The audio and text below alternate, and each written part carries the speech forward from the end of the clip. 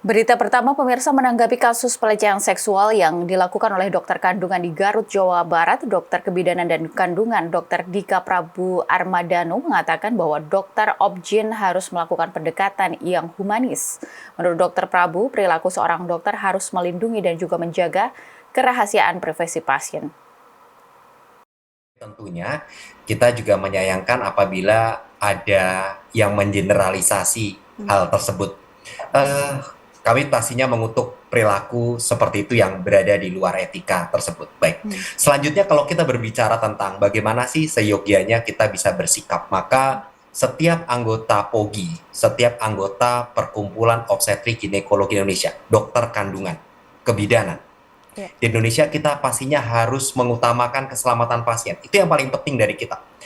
Saya selalu berbicara, kebetulan saya juga menjadi pengajar, dosen di beberapa universitas.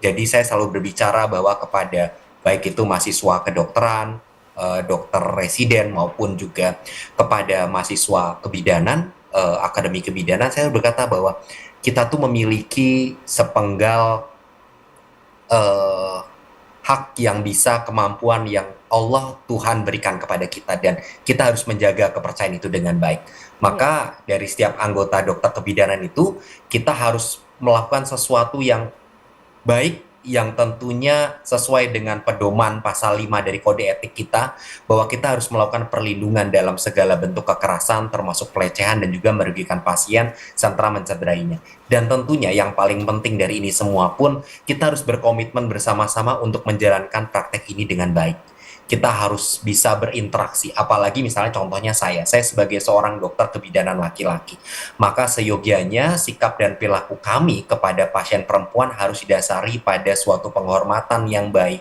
empati, dan juga interaksi yang meyakini bahwa pendekatan yang kita lakukan itu adalah suatu pendekatan yang humanistik, yang kita harus merasakan bahwa pasien itu harus merasa aman dengan kita. Pasien harus merasa dihargai, dan juga pasien harus merasa diperlakukan dengan baik. Dan ini merupakan komitmen kami bersama untuk melayani pasien-pasien kami.